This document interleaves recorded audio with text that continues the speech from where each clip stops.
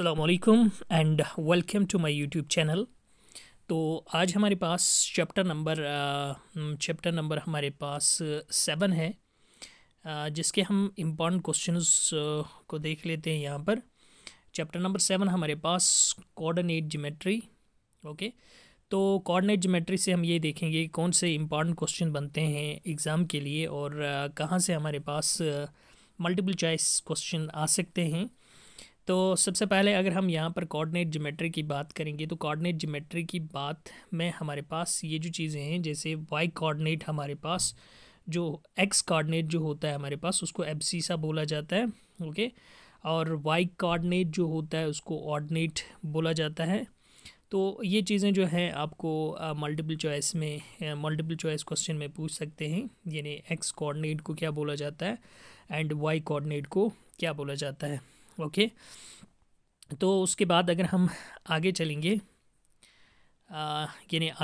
हम and exercise हमारे पास यहाँ पर 7.1 एक्सरसाइज है। तो 7.1 एक्सरसाइज में से क्वेश्चन नंबर 1 हमारे पास इम्पॉर्टेंट है। तो डिस्टेंस फार्मूला यहाँ पर हमारे पास है, find the distance between the following pairs of points. तो ये जो पहला वाला क्वेश्चन है हमारे पास इम्पॉर्टेंट है। इसमें से हमारे पास 2 नंबर का क्वेश्चन आ सकता है और इन 3 पार्ट्स में अगर हम इम्पॉर्टेंट पार्ट की बात करेंगे तो वो थर्ड वाला पार्ट है। ओके, और उसके बाद हमारे पास इसी एक्सरसाइज से क्वेश्चन नंबर 3 और क्वेश्चन नंबर 4 भी इम्पॉर्टेंट बनते हैं। Question number 3, determine if the points 1,5, 2,3 and -2, -11 are collinear. Okay, और फिर नेक्स्ट 4 क्वेश्चन जो हमारे पास है ये भी इम्पॉर्टेंट बनता है। ओके, उसके बाद अगर हम इसी एक्सरसाइज से देखेंगे तो इस एक्सरसाइज से हमारे पास क्वेश्चन नंबर 10 इम्पॉर्टेंट क्वेश्चन बनता है। Find a relation between x and y such that the points x y is equal distance from the point 3, 6 and -3, 4। तो हमारे पास क्वेश्चन नंबर 10 भी इस एक्सरसाइज से इम्पॉर्टेंट क्वेश्चन बनता है। तो अब हम नेक्स्ट एक्सरसाइज पर चलते हैं। ओके, सेक्शन फार्मूला यहाँ से हमारे पास है। ओके, तो यहाँ की बात अगर करेंगे हम एक्सरसाइज नंबर 7.2 की, तो क्वेश्चन नंबर 1 हमारे पास इम्पॉर्टेंट क्वेश्चन बनता है। ओके, क्वेश्चन नंबर 1 इम्पॉर्टेंट, और इसके साथ क्वेश्चन नंबर 2 भी हमारे पास इम्पॉर्टेंट क्वेश्चन बनता है। ओके, और फिर अगर हम बात करेंगे क्वेश्चन नंबर 6 की, ये भी हमारे पास इम्पॉर्टेंट क्वेश्चन इसमें से बनता है। और फिर अगर हम क्वेश्चन नंबर 8 की बात करें, 8 भी हमारे पास इम्पॉर्टेंट क्वेश्चन बनता है। ओके, तो हमारे पास इस एक्सरसाइज की बात अगर हम करेंगे तो हमारे पास question number 1, question number 2, question number 6 और क्वेश्चन नंबर 8 जो है हमारे पास ये इम्पॉर्टेंट क्वेश्चन बनते हैं। तो आई होप कि आपको ये बातें समझ आ रही होंगी।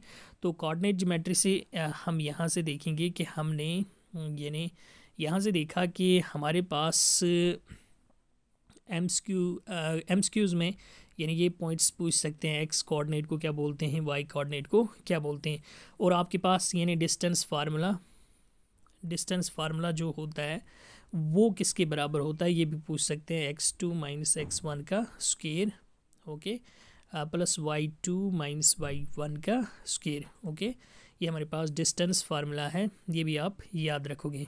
ओके, तो नेक्स्ट की बात करेंगे अगर हम यहाँ इस एक्सरसाइज से हमने जो इम्पॉर्टेंट क्वेश्चंस को देखा उसमें क्वेश्चन नंबर 1 था, और इसमें मोस्ट इम्पॉर्टेंट पार्ट जो था इसका वो थर्ड पार्ट था। और फिर क्वेश्चन नंबर 3, क्वेश्चन नंबर 4 और क्वेश्चन नंबर हमारे पास 10। ओके, 1, 2, 3 और 10 क्वेश्चन इम्पॉर्टेंट क्वेश्चन इस एक्सरसाइज से बनते हैं। ओके, और फिर अगर हम नेक्स्ट एक्सरसाइज की बात करेंगे, नेक्स्ट एक्सरसाइज हमारे पास यही 7.2 है।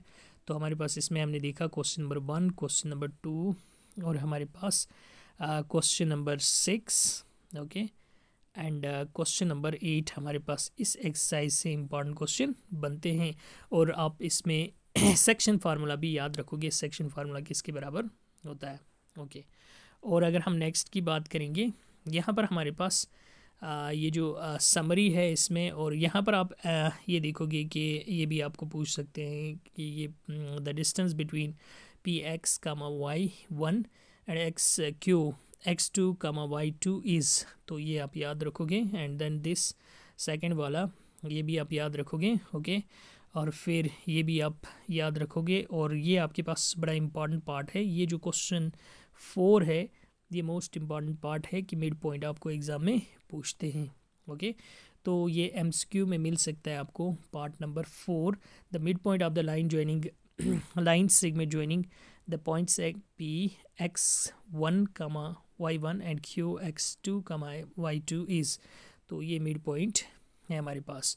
सो आई होप कि आपको ये बात समझ आ रही होगी। So thank you.